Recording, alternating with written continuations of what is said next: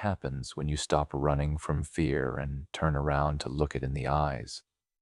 The question hangs in the air like a challenge you can no longer avoid. After the pause, after the stillness, after learning that you can sit with discomfort without shattering, there is nowhere left to hide. Fear has always been there, shaping your choices, narrowing your life, whispering warnings in the background.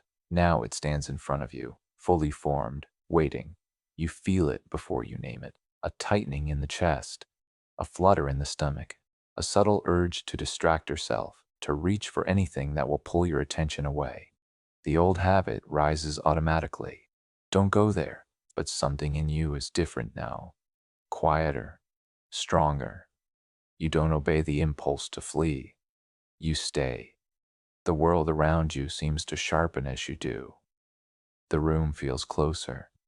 The air feels heavier. Every sensation is vivid, almost too vivid.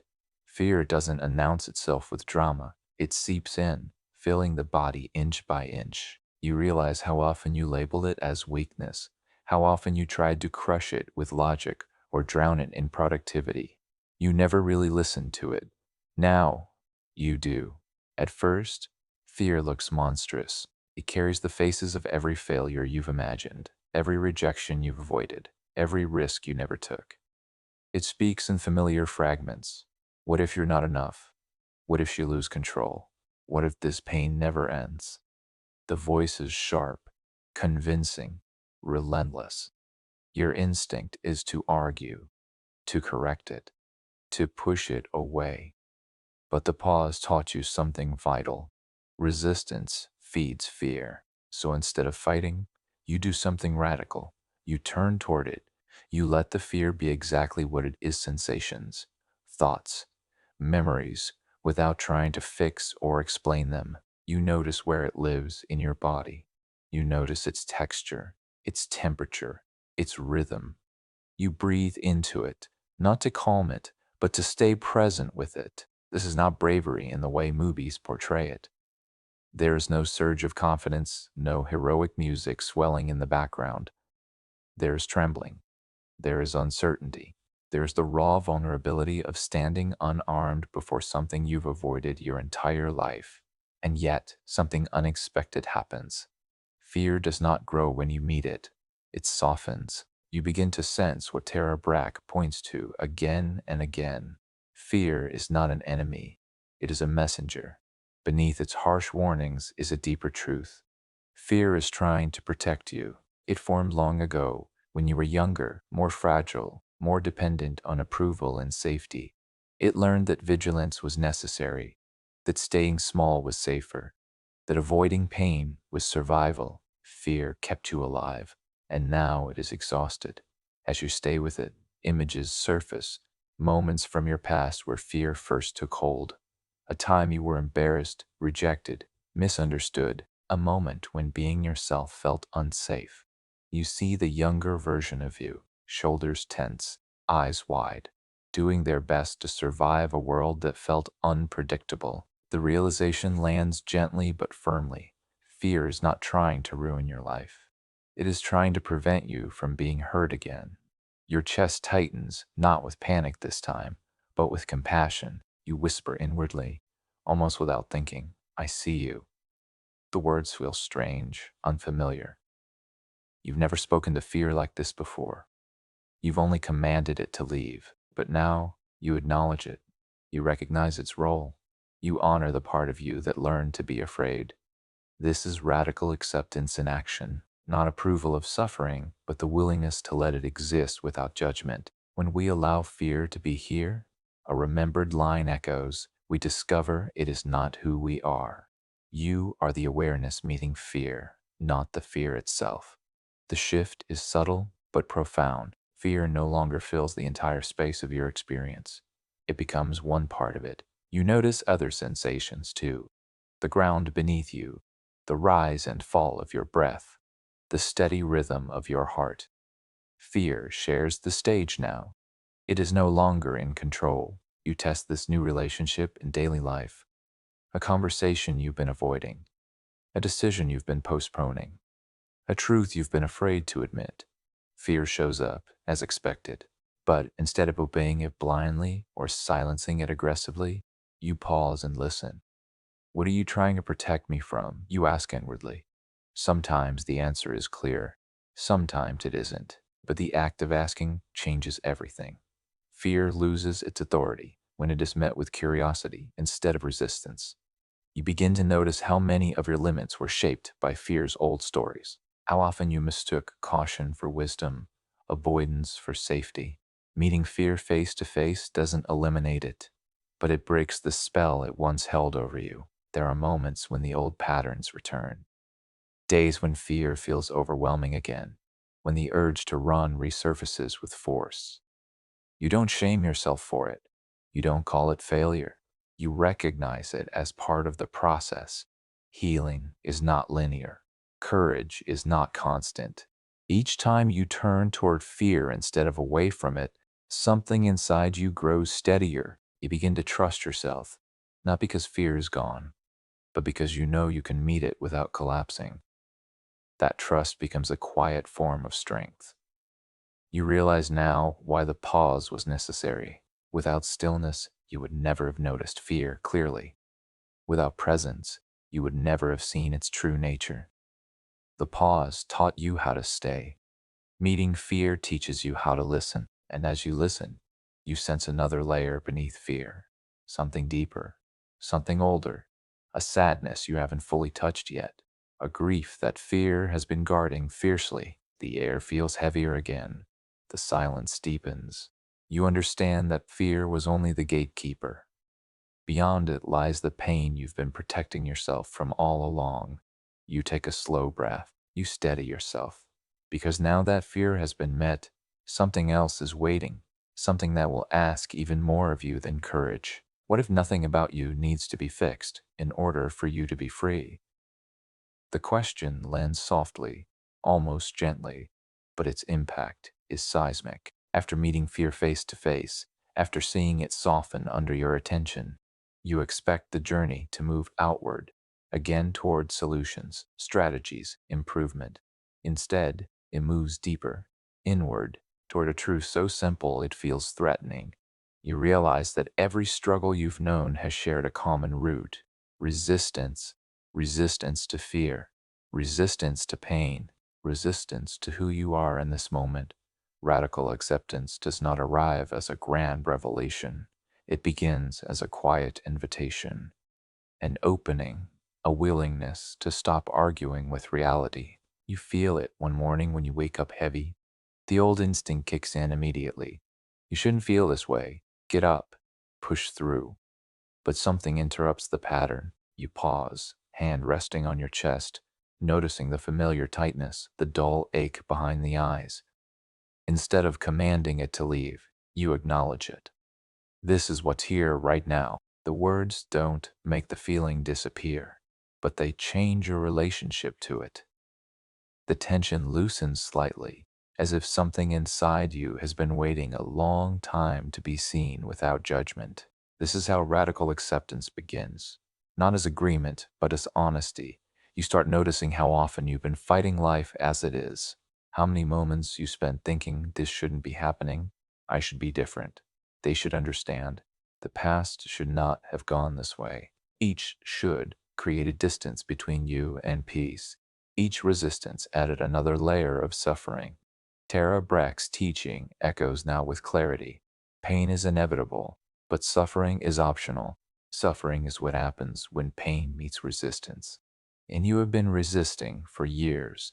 You test this understanding in small moments. When irritation arises, you name it instead of suppressing it.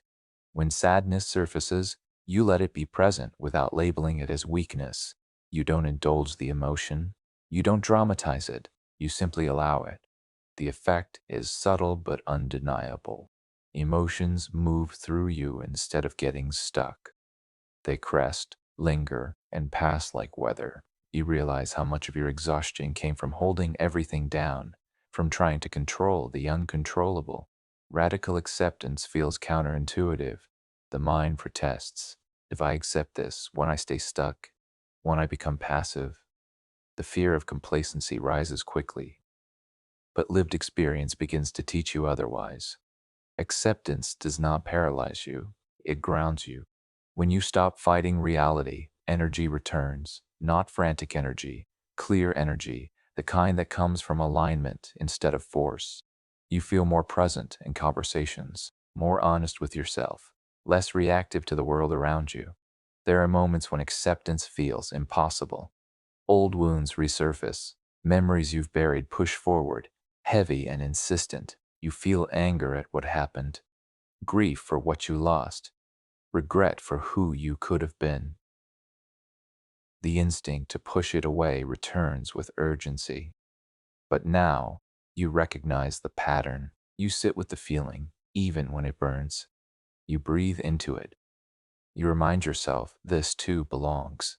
Acceptance doesn't mean liking what happened. It means acknowledging that it happened and that denying it only deepens the wound. You begin to understand a profound truth. Acceptance is an act of courage. It takes courage to stop running, courage to stay present with pain, courage to say yes to life as it is, not as you wish it were. As you practice, something shifts in your inner dialogue.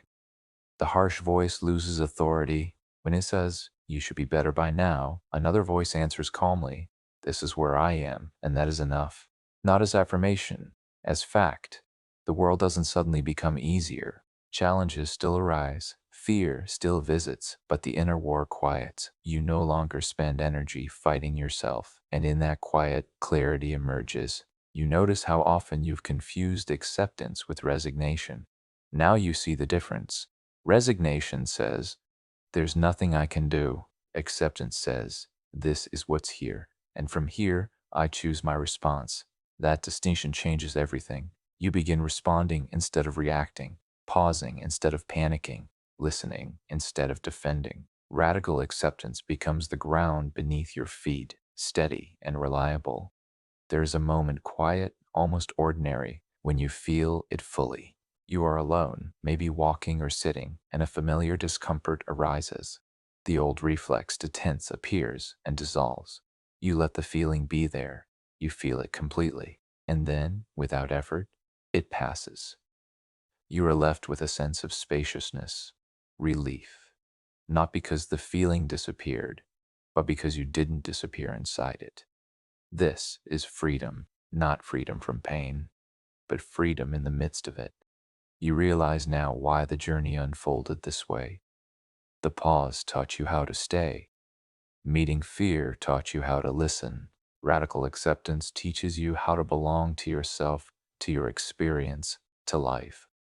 And yet, as grounding as this feels, you sense that acceptance is only the beginning, because allowing your experience to be here opens a deeper door. If you can accept what is, can you also learn to care for it? As this question forms, you feel a warmth stirring beneath your awareness, a tenderness you've rarely allowed yourself to feel. Something gentle is emerging, something that will ask you not just to accept your pain, but to meet it with kindness. The next step is approaching, and it will change how you relate to yourself forever.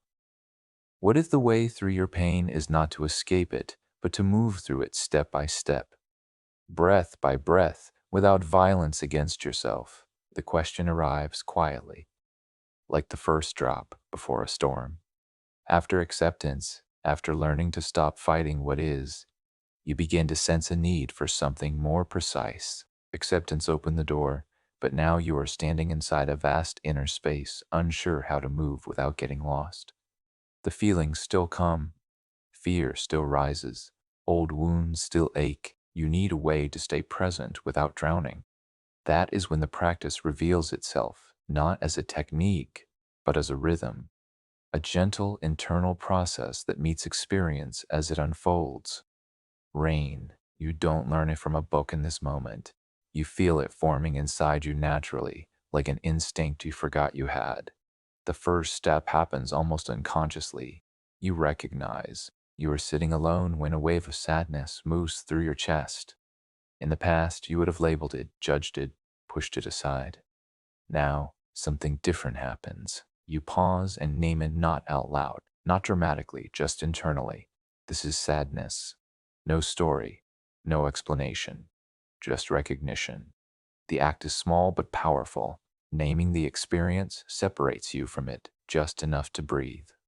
You are no longer fused with the feeling. You are aware of it. Recognition brings clarity. Clarity brings space. The feeling doesn't disappear, but it stops overwhelming you. Then comes the second movement. You allow. This is where everything in you wants to resist. Allowing feels like surrender, like letting pain win. But you remember, now allowing is not agreeing, it is not approving. It is simply letting the experience exist without pushing it away. You whisper inwardly, "This belongs." The words feel strange at first, almost dangerous. But as you say them, your body responds. The muscles unclench slightly.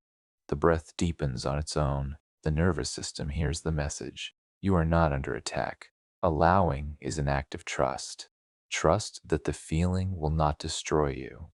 Trust that you don't need to control everything to survive. The third movement arrives slowly. You investigate, not with judgment, not with analysis, with curiosity. You turn your attention gently toward the feeling, like approaching a wounded animal that might run if you move too fast.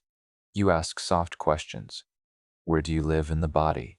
What do you need me to know? You feel the sadness now as a heaviness behind the ribs, a dull ache that pulses with memory. Images surface, not dramatic scenes, small moments, being misunderstood, being overlooked, being told directly or indirectly that you are too much or not enough. You don't force meaning onto these memories. You simply witness them. You feel the vulnerability beneath the emotion, the longing to be seen, the desire to belong.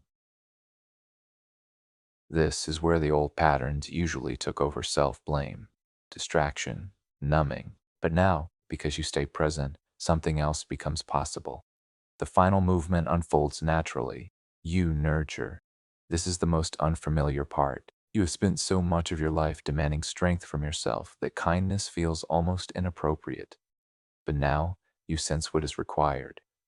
The part of you that hurts does not need correction. It needs care. You place a hand on your chest. The gesture is simple, but the effect is immediate. Warmth spreads beneath your palm. You speak inwardly, not as a critic, but as a protector. I'm here. You're not alone. It's okay to feel this. And something profound happens. The sadness does not vanish, but it softens. The tightness loosens. The ache becomes bearable. You feel a connection to yourself that has been missing for a long time. Not pride, not confidence, something deeper. Belonging. You begin to understand what Tara Brach means when she speaks of awakening the heart. This is not sentimental. It is not weakness. It is the strength that comes from meeting your own pain with the same compassion you would offer someone you love. As you practice rain again and again, you notice how your inner world changes. Emotions no longer feel like threats, they become signals, messengers. You stop racing for them. You start listening. There are days when the practice feels effortless. Other days, it feels impossible. Sometimes recognition is all you can manage.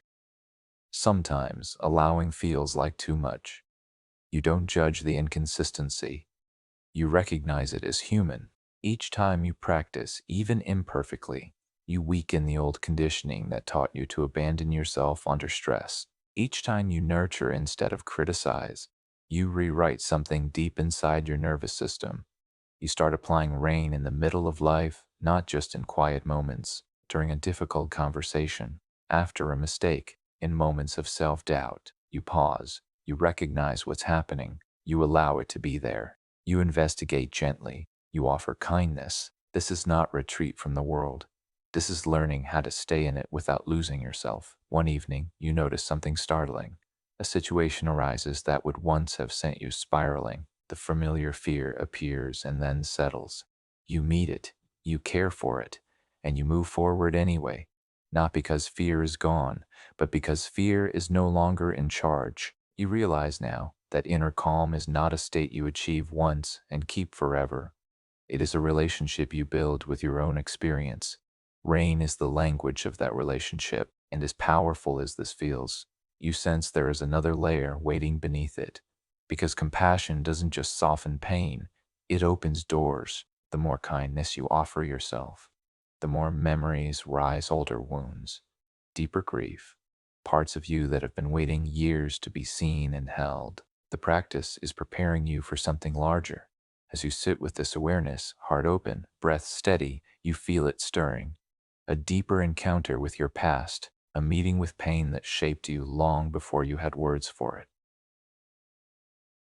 The rain has begun to fall, and what it reveals next will change how you understand yourself forever. What if the pain you've been running from your entire life isn't your enemy, but a messenger that has been waiting patiently for you to listen?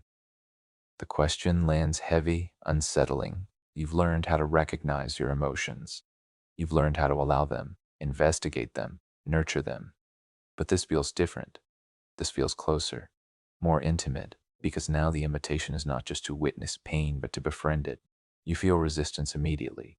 Pain has never felt like something you could trust. Pain interrupted your plans, clouded your thinking, stole your peace. Pain was the thing you survived, not the thing you welcomed. And yet, here you are, standing at the edge of a deeper truth, sensing that your transformation depends on whether you can turn toward what you once avoided. It begins quietly, in the middle of an ordinary moment. You're going about your day when a familiar ache surfaces, an old emotional bruise triggered by a comment, a memory, a tone of voice. Normally, you would tighten, distract yourself, push through. But something inside you pauses. You notice the pain like you would notice a person entering the room. You don't flinch, you don't run, you stay. There's a subtle shift in posture, not just in your body, but in your attitude. Instead of asking, "How do I get rid of this?" you ask, "Can I stay with this?" That question changes everything. The pain doesn't respond with relief at first. It intensifies, as if testing you, as if saying, "Are you really here? Or will you leave like you always do?" The sensations sharpen, the memories grow louder, doubt creeps in. You feel exposed, raw, vulnerable. This is the moment most people turn back, but you don't. You remember the teaching woven through radical acceptance that what we resist persists, and what we meet with compassion begins to transform. Tara Brack's words echo somewhere inside you, like a steady voice in the dark. Pain is not bad. Reacting to pain is what causes suffering. So you soften instead of bracing. You let the pain exist without labeling it as a problem. You stop demanding that it justify itself. You allow it to be what it is, an experience moving through you, not a verdict about who you are. And slowly, something unexpected happens. The pain begins to change, not by disappearing, but by revealing layers. Beneath the sharp edge is sadness. Beneath the sadness is fear. Beneath the fear is a younger version of you, still waiting to be seen. This is where befriending begins. You realize now that pain has been trying to protect you, not punish you. It formed in moments when you felt unsafe, unheard, unworthy. It learned to signal danger, to keep you alert, to stop you from being hurt again. Pain was doing its job the only way it knew how. No one ever taught it another way. You feel a tenderness rise in your chest as this understanding settles. The story changes. Pain is no longer a defect to fix. It is a survival strategy that outlived its usefulness. You address it gently, inwardly, not with command, with curiosity. "I see you. I know why you're here." The body responds before the mind fully understands. The breath deepens, the shoulders drop. A warmth spreads where there was once tension. It feels almost like relief, but deeper, like reconciliation. You begin practicing this in real time. When anxiety flares, you don't label yourself weak. You say, "Something is scared here." When shame arises, you don't attack it. You whisper, "You learned this somewhere. I'm listening now." Each time you do this, trust builds. Not trust in life being easy. Trust in your ability to meet life as it is. You start noticing how much energy you used to spend fighting your inner world. how exhausting it was to constantly brace against yourself, and you feel grief for the years spent believing you had to be hard to survive. That grief comes too, and you befriend that as well. You learn that befriending pain doesn't mean indulging it or drowning in it. It means holding it in awareness without abandoning yourself. It means staying present without collapsing, strong and soft at the same time. This balance is unfamiliar but powerful. As days pass, you begin to sense a new relationship forming between you and your inner life. Emotions feel less volatile, reactions slow. You create space between stimulus and response, not by force, but by understanding. Pain no longer hijacks you because it no longer needs to scream. You are listening now, one night, sitting alone in silence. You feel an old wound surface, one you thought you had already healed. It carries the weight of years, regret, loss, a version of your life that never happened. The ache is deep, almost sacred. You let it be there. You don't analyze it. You don't rush to reframe it.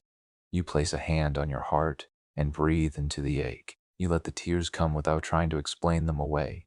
And in that quiet moment, you feel something extraordinary: connection, not to an idea, to yourself. You realize that this is what true inner strength looks like: not armor, but presence; not control, but care.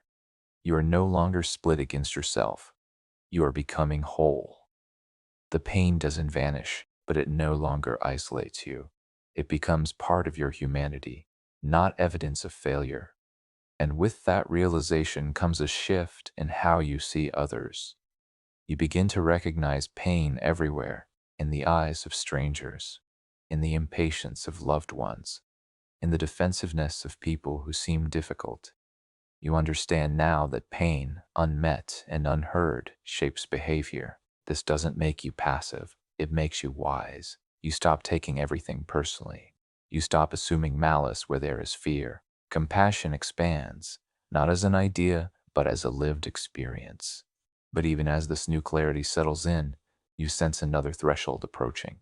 Because befriending pain opens something vast. When pain is no longer an enemy, you are free to meet what lies beneath it: truths you avoided, memories you buried, emotions that shaped you long before you had language for them. You feel it stirring now, a deeper layer of healing, a doorway into forgiveness, a confrontation with the stories you've told about who you are. The journey isn't over. It's about to become even more honest. And as you sit with this awareness, steady and open, you realize the next chapter won't be about managing pain at all, but about discovering who you are when you stop running from it. What if the calm you are searching for is not a place to hide, but a place to stand fully exposed, fully alive, with nothing left to run from? The question unsettles you because, deep down, you know how often calm has felt like avoidance. Silence used to be a way to disappear. Stillness felt like shutting the world out. Peace, at times, became another mask, one that said, "I'm fine," when you were anything but. And yet here you are now, standing at the edge of a deeper understanding, realizing that true inner calm does not come from escaping life, but from meeting it without flinching. You feel this truth first in your body. Life hasn't slowed down just because you've learned to breathe. The world still demands. People still disappoint. Memories still surface uninvited. You wake up some mornings with a weight in your chest, the old reflex to brace yourself returning automatically. For a moment, you wonder if all this inner work was supposed to make things easier than this. Then you remember. Calm was never promised as comfort. It was promised as clarity. You move through your day noticing how often your mind tries to use calm as a shield. When tension rises, there is an urge to detach, to float above the mess, to become numb instead of present. You catch yourself doing it, spacing out during a difficult conversation, retreating inward when emotions intensify, calling it peace when it's really withdrawal. This is the illusion you're being asked to confront. Inner calm, you realize, is not the absence of waves. It is learning how to stand in the water without drowning. Tara Brach's teaching echoes again, not as a quote, but as a lived truth. Radical acceptance is saying yes to the moment as it is, Not yes to suffering, not yes to injustice, but yes to reality. So you can respond instead of react. Calm is not dissociation. Calm is engagement without panic. You test this in a moment that would have once derailed you. A sharp comment, a subtle rejection, a familiar trigger that usually sends your thoughts spiraling. You feel the surge immediately, the heat, the tightening, the urge to shut down or strike back. But this time, you stay. You feel your feet on the ground. You notice the breath moving in and out. You allow the reaction to exist without letting it drive. Calm doesn't erase the emotion, it holds it. You respond, not perfectly, but consciously. That's when it hits you. This is harder than escaping. This is braver than numbing.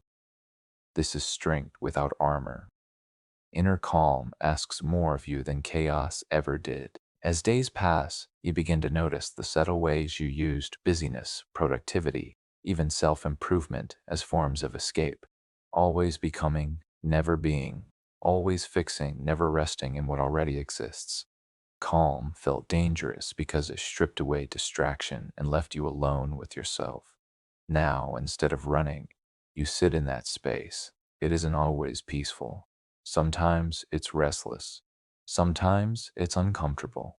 Sometimes it reveals grief you haven't processed or anger you softened too quickly. Calm doesn't mean pleasant. It means present, and presence changes everything. You start showing up differently in conversations. You listen without rehearsing your response. You notice when defensiveness rises and choose curiosity instead. You feel the impulse to withdraw and gently resist it, staying connected even when it feels risky. This is where inner calm becomes visible, not in meditation, but in relationship. You realize that calm is not passive, it is active restraint. It is the decision not to be dragged by every emotion without denying their existence. It is the space that allows wisdom to enter. There are moments you fail, moments you snap, retreat, revert to old patterns. The difference now is that you don't collapse into self-judgment. You don't dramatize the setback. You return again and again. That returning becomes your real practice. One evening, alone with your thoughts, you feel a familiar fear rise, the fear that if you stay open, you'll be hurt. That calm will make you vulnerable. That presence will cost you something. The old belief whispers, if you don't protect yourself, you'll break. You sit with that belief instead of obeying it. You see where it came from. You honor why it formed. And then, quietly, you loosen your grip on it. You understand now that avoidance never truly protected you. It only delayed the pain. Calm, on the other hand, gives you choice. It gives you the ability to feel deeply without being consumed, to care without clinging, to face reality without losing yourself inside it. You begin to sense a steadiness forming, not excitement, not constant happiness, but something far more reliable, a grounded presence that stays with you whether life is loud or quiet. This is the calm that walks into conflict instead of around it, the calm that feels grief fully and still gets out of bed, the calm that doesn't need to prove anything. And with that steadiness comes a new kind of courage. You stop needing certainty before taking action. You stop waiting to feel fearless before moving forward. Calm doesn't remove fear, it gives fear somewhere to land. As this chapter of your journey settles into your bones, you feel the next shift approaching. Because once calm is no longer an escape, it becomes a foundation. And from that foundation, something powerful begins to rise. Truth, integrity, a life aligned from the inside out. You sense it now. The next stage will ask you not just to accept reality, but to live from it, to let this inner calm shape your choices, your boundaries, your purpose. The stillness deepens, and somewhere within it, a new direction starts to form. What if the strongest version of you is not the one who never breaks, but the one who no longer needs to defend? The question arrives quietly, without drama, yet it lands heavier than any fear you've faced before. You've spent a lifetime building armor, invisible, polished, adaptive armor. You learned early how to harden yourself just enough to survive, how to hide uncertainty behind competence. how to disguise fear as control, how to turn emotional distance into something that looked like strength. And for a long time, it worked. The armor protected you, or at least it felt like it did.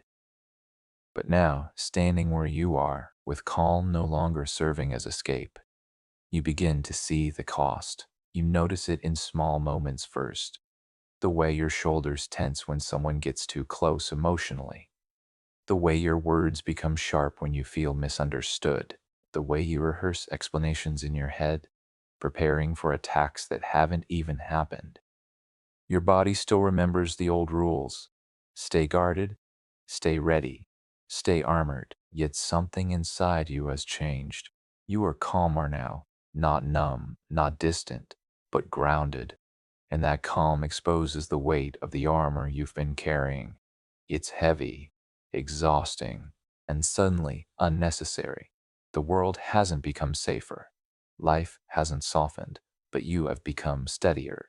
And steadiness changes the equation. There is a moment ordinary on the surface that becomes a quiet turning point. Someone challenges you, not cruelly, not violently, but honestly. A disagreement, a difference in perspective.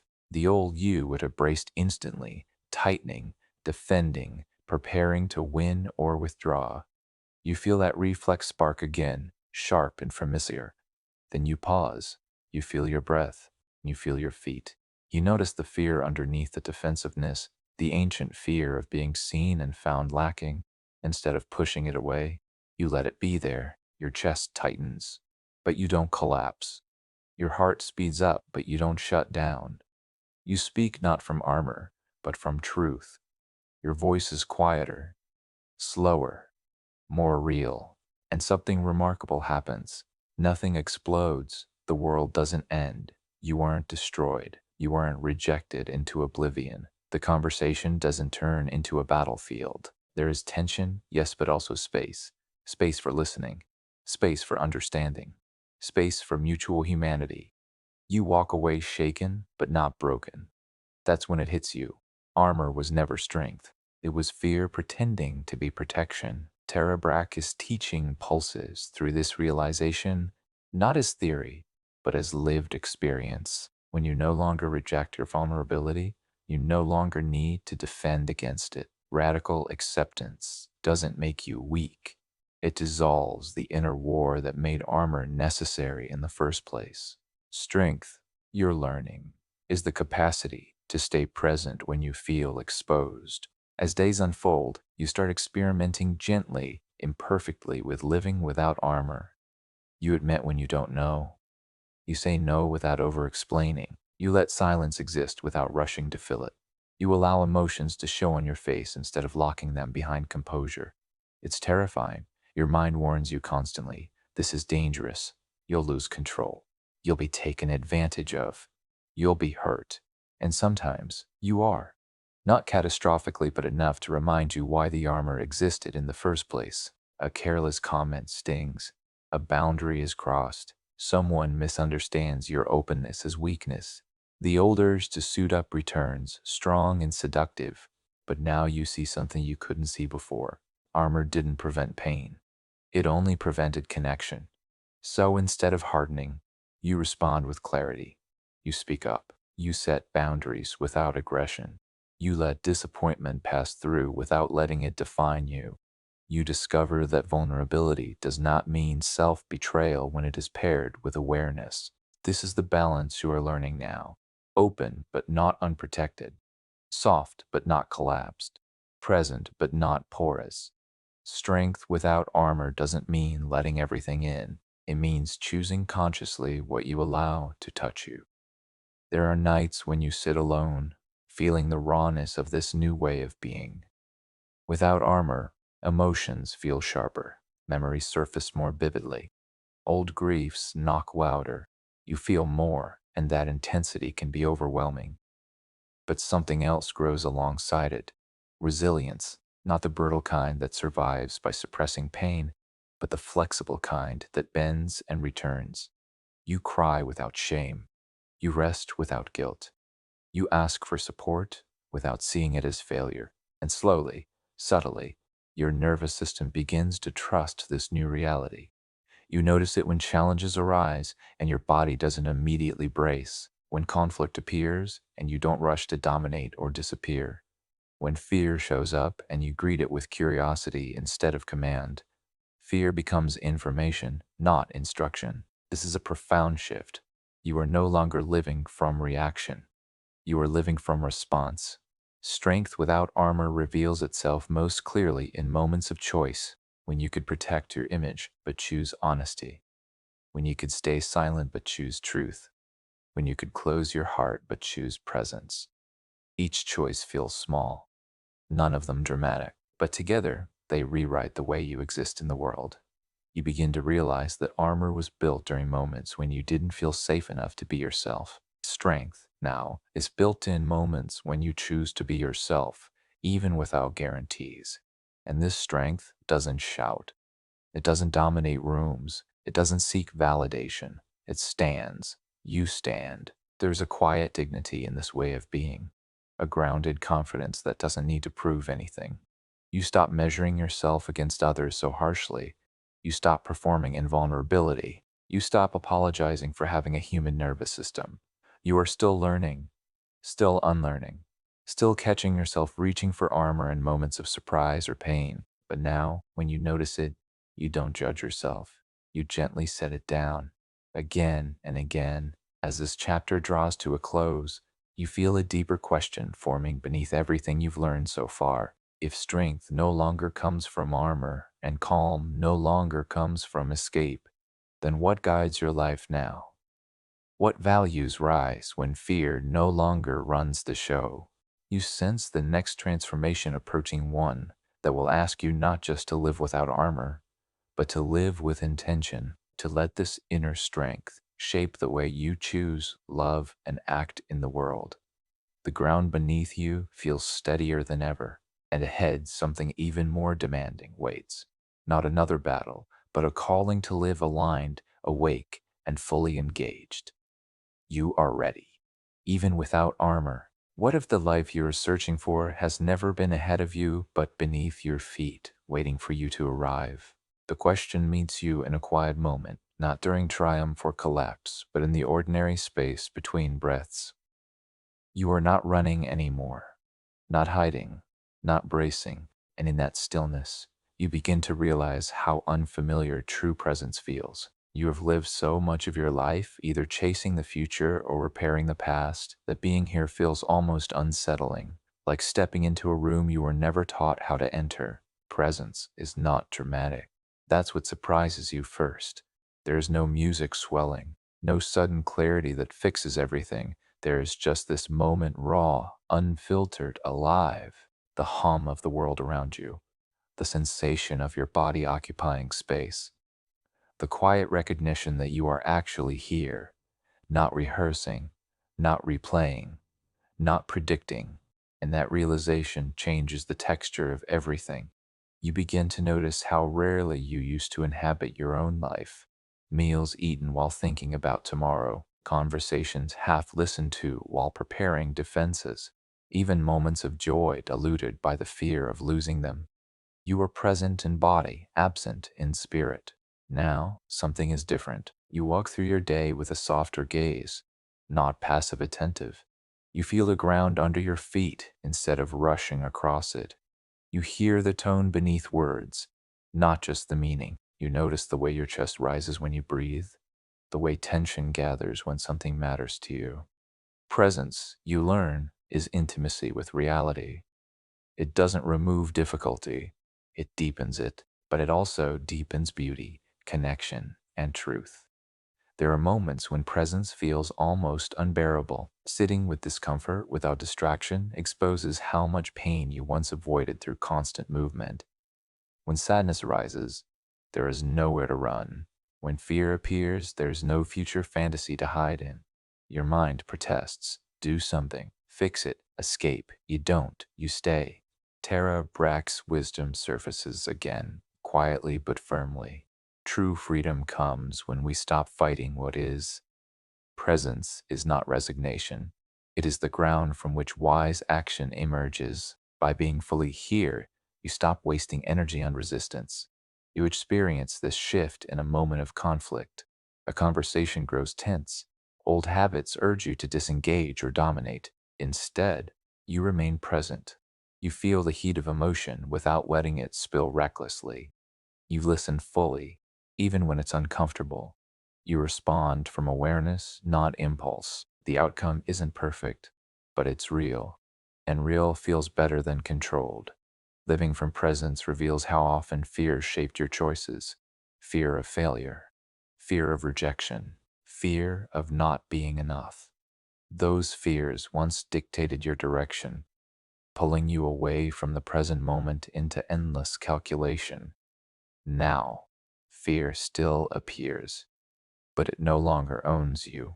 Presence gives fear a place to exist without becoming the center of your life. You start making choices differently, not from urgency, but from alignment, not from panic, but from clarity. You notice when a decision feels grounded versus when it feels reactive. You learn to wait, not passively, but attentively until your body and mind agree. This is not laziness. This is discernment. You stop forcing outcomes. You stop measuring your worth by productivity alone. You begin to trust that showing up fully matters more than controlling results. There is a subtle power in this shift. People feel it around you. Conversations slow down. Your presence becomes a stabilizing force, not because you have answers, but because you are not trying to escape uncertainty. You allow silence. You allow complexity.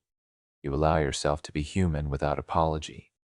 This is where inner calm becomes visible in the world, not as detachment, but as engagement without chaos. Still, living from presence is not a permanent state. You slip, you get lost in thought, you react, you rush. And when you notice, there is a temptation to judge yourself for losing awareness. But now you know better. Presence is not something you achieve, it is something you return to, again and again. Each return strengthens the pathway. Each moment of noticing becomes an act of compassion. You stop treating distraction as failure and start treating awareness as practice. Even suffering changes shape under presence. Pain still hurts, but it no longer defines you completely. You feel it as sensation, emotion, movement, rather than identity. You are not your anxiety. You are not your sadness. You are the awareness holding them. That realization is quiet but revolutionary. You carry this awareness into moments of joy as well. You let happiness be full without clutching it. You laugh without scanning for what might go wrong next. You allow contentment without suspicion. For the first time, life feels wide enough to hold everything. Presence becomes your anchor when uncertainty rises. When the future feels unclear, you return to now. When the past tries to pull you backward, you ground yourself in what is real. You begin to understand something profound. Presence is not just a state of mind, it is an ethical stance. When you are present, you are less likely to cause harm unconsciously, less likely to abandon yourself or others, less likely to live on autopilot. Living from presence is living responsibly. This responsibility is not heavy, it is honest. As this chapter unfolds, you feel the next evolution stirring beneath the surface. Because presence is not the end of the journey. It is the foundation for purpose. When you are no longer ruled by fear or armor or escape, a deeper question emerges naturally. How will you live now that you are truly here? You sense that the next step will ask you to carry this presence beyond your inner world, into your actions, your service, your legacy, to let inner calm shape not just how you feel, but how you contribute. The stillness remains, but it is no longer quiet. It is alive, and it is preparing you for what comes next. What if the world hasn't changed at all, but you have? The thought arrives unexpectedly, slipping into your awareness as you move through an ordinary day. The same streets stretch out before you. The same noises fill the air. The same problems exist, unresolved and imperfect, and yet something feels unmistakably different. Not lighter exactly, not easier, just clearer, as if a veil has been lifted, revealing the world not as something to survive, but as something to meet. You walk slower now, not because you're tired, but because you're here. Colors seem sharper, sounds arrive without urgency. Even the weight of the day rests differently on your shoulders. Where you once carried life as a burden, you now carry it as a responsibility you can actually hold. This is not euphoria, it's something steadier. You remember how the world used to feel before loud, threatening, demanding. Every interaction was a test. Every moment carried the risk of failure or rejection.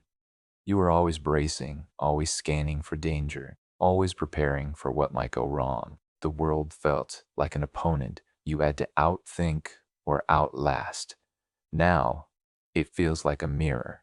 You notice this shift in the way you respond to stress. A problem arises, unexpected, inconvenient, real. The old reflex flickers, that familiar surge of anxiety, the urge to catastrophize. But instead of spiraling, you pause. You feel the ground beneath you. You acknowledge the fear without feeding it. You ask a different question now. What is needed in this moment? That question changes everything. Tara Brach's teaching echoes softly through your experience. When you stop resisting reality, you free up energy to respond wisely. Radical acceptance does not make life painless, but it makes it workable. You are no longer fighting the fact that pain exists. You are learning how to live skillfully within it. And because of that, the world feels less hostile. People, too, appear differently to you now.